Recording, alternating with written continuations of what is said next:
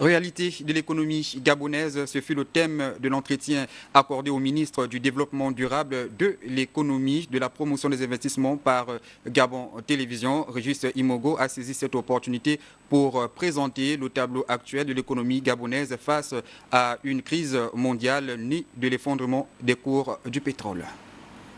D'abord, pour commencer, je disais, même en revoyant à la baisse les hypothèses des cours du pétrole, donc en 30 et 32, le Gabon connaîtrait une croissance de près de 3,2% en 2016.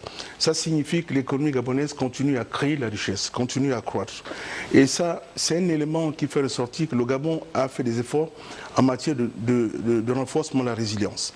Même si c'est encore des frémissements, même si on doit poursuivre des actions à ce niveau, mais c'est déjà un élément de satisfaction.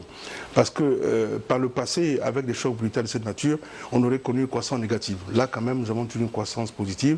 Et il faudrait maintenant tenir compte de ce contexte qui est difficile, parce que le contexte est difficile, c'est un contexte mondial. Le Gabon est concerné comme tous les autres États. Et je dirais que le Gabon s'en sort même mieux que certains États. En cette période préélectorale, à côté du PSGE, d'autres prétendants ou leaders politiques créent quasiment un environnement concurrentiel en proposant des programmes aux Gabonais. Interrogés sur la question, écoutez ce qu'a dit le ministre gabonais de l'économie. Bon, projet concurrentiel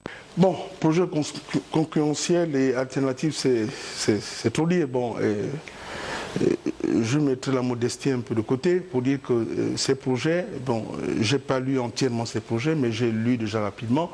Je constate au niveau du programme de l'un des candidats, c'est une shopping list des intentions.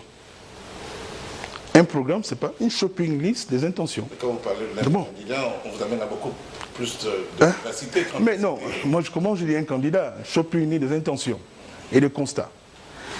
Pas quelque chose de construit qui permet de dire exactement voici la situation actuelle, voici où le gouvernement actuel a failli par rapport à la construction de l'économie. Qu'est-ce que nous pouvons faire pour densifier la croissance, pour la rendre davantage inclusive, pour renforcer la répartition, pour renforcer la durabilité du développement?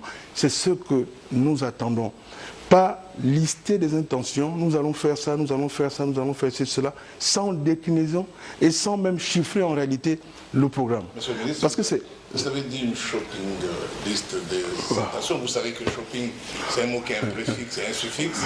Alors doit-on comprendre que shopping dans la fin, c'est le projet de PIN que vous commentez là? Bon, vous avez tout dit.